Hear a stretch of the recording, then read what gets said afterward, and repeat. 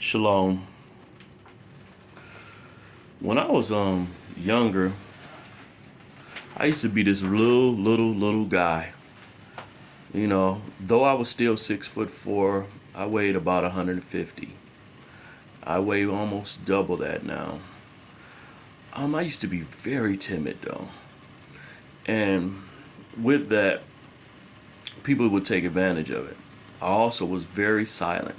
Now people say I talk too much. They make jokes. You got two ears, one mouth. You should use one less. But I'm not who I was. I came up out of that place that I once was. I used to have anxiety over a lot of things that I no longer have anxiety over. I'm not a bully, but I'm not one to be bullied anymore. None of those things that used to have me operating in fear, they don't work. A lot of times, if anything, I be fearing myself and what I'm going to do. So it's amazing that people think that if I had an issue with them, I wouldn't approach them. I've approached many people directly, not looking for a fight or anything, because, again, I'm not trying to be a bully. Not looking for a fight, but I'm just I let a person know directly to their face my issues, because I'm not expecting it to, turn into a fight, a physical fight. But it may be something where we have a disagreement, and I'm not one to, I guess, avoid that. I believe that iron sharpens iron, so for that to happen, it causes, it requires a little bit of friction. Again, I don't expect people to fall out with me and be done with me, and I don't expect to be done with people. Because there's a lot of people out here that have basically cut ties with me, but I still got love for them. I'm here if they come back around. Now, the relationship may not be the same. They may not have the same level of access they had before, but still, I got love for them because I never want to see nothing happen to them. But best believe, if if I had if it was bothering me like it may be bothering them, I would approach them.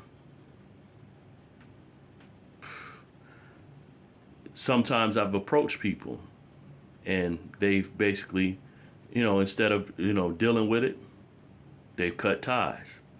That again is their choice. I don't have to sneak this. If I told you to your face or I directly said something to you and I speak about it afterwards and you're not there, that's not a sneak diss.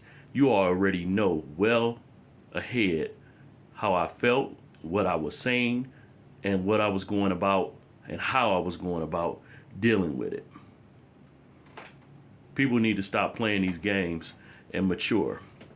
Right now, I'm actually in a good spirit, in a good mode. My confidence in myself is there. Some may see it as arrogance. I don't see it as such. I see it as I'm seeing the Yah that's in me, and I'm wanting to use that at a greater level than before.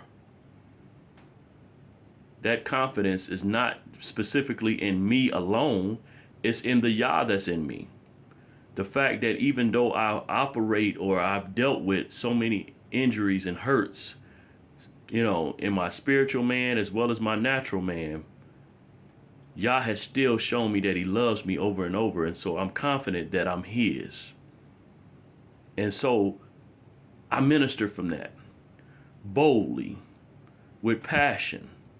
And some people say, well, you're going a little too hard. Why? They keep ignoring that Yahusha himself told the woman, the children's bread is not for the dogs. Straight up played her. They ignore that the prophet challenged the priest of Baal, and he afterwards he dealt with them. It does not have to be. They say, oh, you get more with honey than you do with poop or whatever. No, that's not true. Flies come around poop, but I'm not coming with poop. I really not. Just because I tell you what it is, how I see it. If you don't agree, that's your choice. Again, especially if it's on a page or whatever, you can scroll past it. You ain't even got to take it in. You can let it go one ear, out the other. But no, people get into their feelings on certain things, especially if it contradicts what they believe. Regardless to if it's on a page or not, they get upset. So much that's in this book that we call the Bible that it goes against the dissonance that we've been trained up in this Roman world, this Egyptian world. We're in this land of bondage, and so we do not operate in our natural culture. So it's a lot of things that in our natural culture we see as odd and out of place. We call ghetto or whatever, not realizing ghetto is a place that what? The Yahudim were in. They lived in. Didn't mean that it was dilapidated, tore up or whatever. It just was where they were.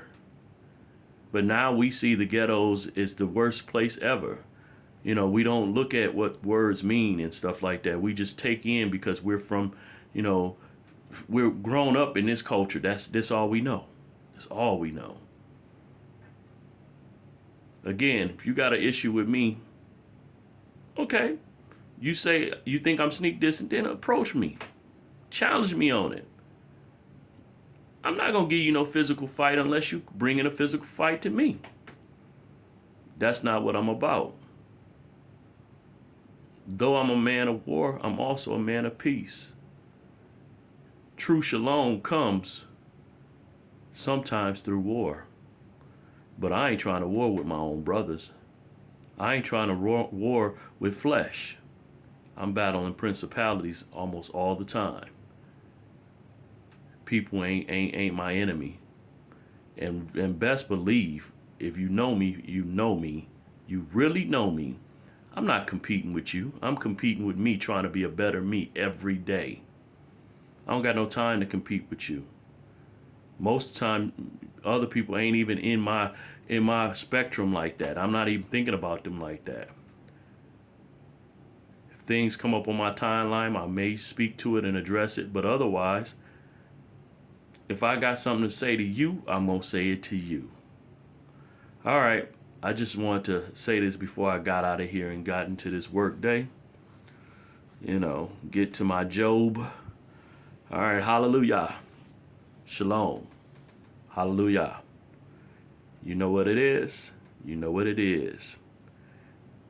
Today, what yom is it?